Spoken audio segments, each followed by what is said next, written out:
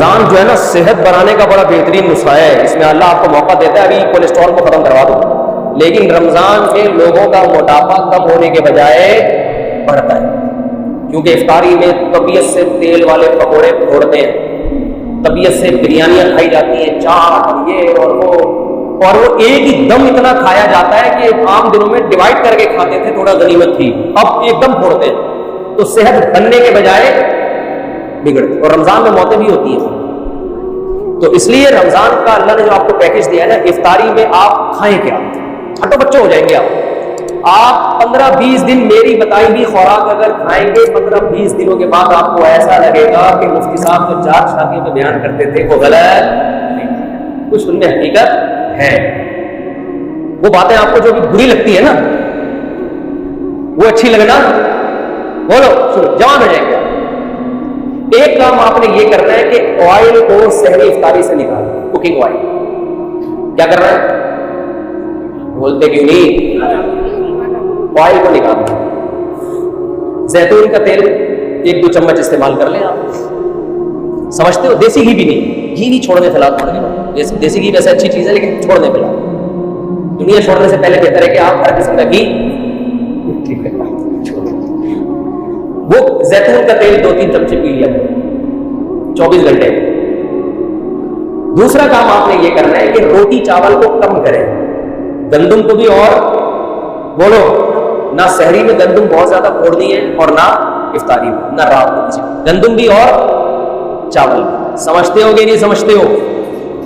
زیادہ جو آپ نے فوکس کرنا ہے وہ کھجور بہت پاورفل چیز ہے, پیٹ نہیں بھرتا اس سے, مگر جو کام روٹی کرتی ہے نا اور جو انرجی چاہیے وہ کھجور سے ہمیں زیادہ ملتی ہے.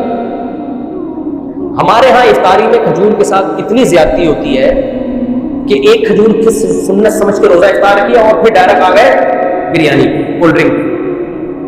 ابے یہ پیٹ بھر کے کھاؤ یار, طبیعت سے کھاؤ, اس وقت ہضم نہیں ہوگی, جزو بدن بھی بنے گی. عام طور پہ کھجور آسان نہیں ہوتی ہضم کرنا, کھجور آسانی سے نہیں, اتنا کچھ کھایا ہوا ہوتا ہے کھجور کے لیے میدا تیار ہی نہیں ہوتا. افطاری میں آپ تجربہ کر کے دیکھ لیں, جتنی بھی کھجوریں کھا لیں آپ کا پیٹ خراب نہیں ہوگا, تو زیادہ کھائیں کھجوریں. اور یہ کولڈ ڈرنک کو ایک طرف رکھیں آپ. اگر آپ اول تو شربت, میں تو کبھی بھی افطاری میں شربت نہیں پیتا, کیونکہ افطاری میں تجربہ ہے کہ شربت اگر آپ نے پی لیا یا پیٹ بھر کے روٹی کھا لی تو مغرب پڑتے ہی آپ ٹن ہو جاتے ہیں, کسی کام کے تراویح کے قابل تو آپ رہو گے. ناٹک میں ہوں سنی ٹنٹا ناٹک, میں ہوں قادری سنی ٹنٹا ناٹک والا حساب کرتا ہے. نہ تراویح پڑھی جائے گی نہ پڑھائی جائے گی. پیچھے دیکھو لوگ تراویح میں پہلی رکعت سے ہی گھومنا شروع کر دیتے ہیں, سو رہے. یہ وہ لوگ ہیں جنہوں نے افطاری میں روٹی پیٹ بھر کے کھائی ہوتی ہے, چاول پیٹ بھر. اگر یہ چاول یا روٹی سے پیٹ نہ بھرتے, کھجوریں کھاتے یا اور کوئی چیز کھا لیتے, مکئی کھا لیتے, لوبیا کی چاٹ کھا لیتے, لوبیا کھائے اس کی چاٹ بنا کے مزے کی بھی ہوتی ہے, سفید چنے بھی کھا لیں وہ بھی ٹھیک ہے. کاربوہائیڈریٹ جو ہے نا وہ کم ہونا چاہیے. کارب والی چیزیں کیا ہونی چاہیے, ایسی چیزیں جن میں نشاستہ ہوتا ہے, مٹھاس ہوتی ہے. جیسے روٹی میں تو بہت کارب ہے نا, چاول میں بہت کارب ہے, یہ کم کھائیں. باقی آپ دالیں کھائیں, آپ چاٹ کھائیں, بے شک سفید چنے کی چاٹ کھا لیں, دہی بڑے کھا لیں, تو کوئی اتنا مسئلہ نہیں ہے. جائیدادیں کھا کے بیٹھے ہوئے ہوتے ہیں لوگ, دہی بڑے بڑے آرام سے ایسا پڑے. تو یعنی کچھ بھی کھا لیں آپ افطاری میں, بہتر ہے کہ کھجور زیادہ کھائیں. ایک سیکنڈ, لیکن آپ نے افطاری میں روٹی اور چاول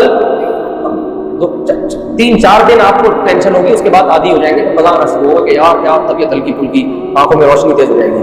تو سحری میں بھی آپ نے روٹی اور چاول کو کم کرنا ہے اور آئلی چیزوں کو, اور افطاری میں بھی روٹی چاول کو آپ نے کم کرنا ہے. جب بھوک لگے لوبیا کی چاٹ کھا لی یا سفید چنے کی چاٹ کھا لی یا کالے چنے کی چاٹ, پکوڑے بھی اتنا کوئی مسئلہ نہیں کریں گے, پکوڑے بھی کھا, بیسن ہے نا وہ بھی اتنا مسئلہ نہیں کرے گا پکوڑا. زیادہ جو ٹینشن دے گی نا آپ کو روٹی اور چاول, اور یہ کولڈ ڈرنک اور شربت پیو ٹن. جس خوراک کو کھانے کے بعد انسان ٹن ہو رہا ہے نا, سنی ٹن ٹناٹن بن رہا ہے, تو سمجھ لو یہ خوراک آپ کی باڈی میں فیٹ پیدا کر رہی ہے. یہ خوراک کیا کر رہی ہے آپ کی باڈی میں, یہ اصول یاد. شربت پیتے ہی ٹن ہوتی ہے, طبیعت کی نہیں ہوتی تو تجربہ کر کے دیکھ لو. اس کا مطلب یہ کیا پیدا کر رہی ہے, فیٹ, یہ باڈی کو موٹا کر رہی ہے. روٹی کھاتے ہی طبیعت کیا ہو جاتی ہے, ایک دم آدمی کو غنود کی. یہ کیا کر رہی ہے, فی نفسی ضروری ہے روٹی, لیکن آپ کو میں رمضان کا پیکج دے رہا ہوں, ٹھیک ہے نا. اور چاول کو بھی आधी रोटी खा ले बस बहुत है, बाकी दूसरी चीज फल फ्रूट को फोकस, गोश्त खाएं तबीयत से, अल्लाह ने अगर पैसा दिया गोश्त खाएं, मछली खाएं, गोश्त खाएं, ये चीजें खाएंगे फायदा होगा, नुकसान नहीं होगा।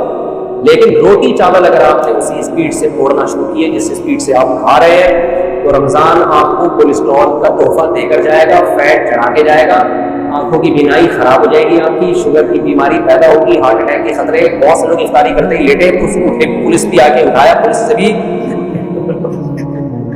ऐसे कई केसेस मेरे सामने आए हैं कि सहरी खा के सोए थे और पुलिस भी उनको नहीं उठा, क्योंकि सहरी में जिस किस्म की चीजें खाई हैं उनके बाद अगर बंदा उठ जाए तो ये हैरानगी की बात है कि आप उठे कैसे। आपने तो उठने का कोई ऑप्शन, खजला खा रहे हैं सहरी में, इतना ऑयल से भरा हुआ होता है, पीनिया खा रहे हैं, और ये ऑयल भी मार्केटों का ऑयल जिसका पता नहीं है कि ये किस चीज का तेल है।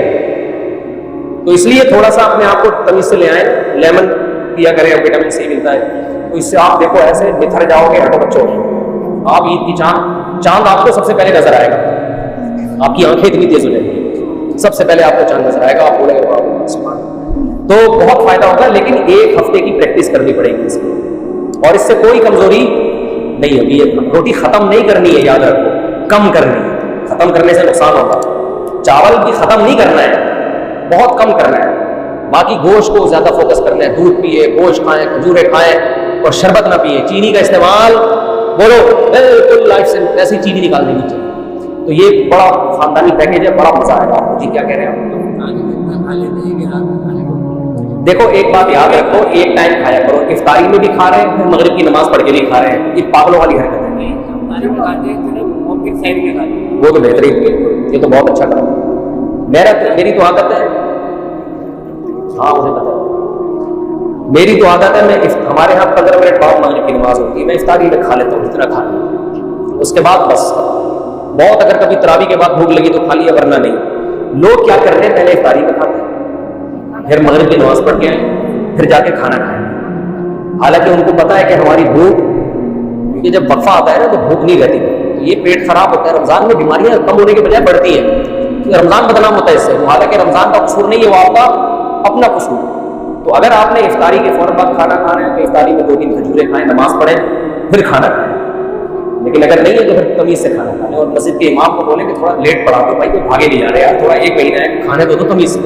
वो भी खड़े हुए होते हैं, मोहसिन साहब बस इधर आधा जल्दी जल्दी खा रहा है, और इधर अजान की आवाज आ गई, जुगाली करते हुए आ रहे होते हैं मस्जिद में। मैंने तो देखे चलते चलते दस्तरखान से पकौड़ा पकड़ रहे होते हैं, जमात पढ़नी और चलते चलते अरे।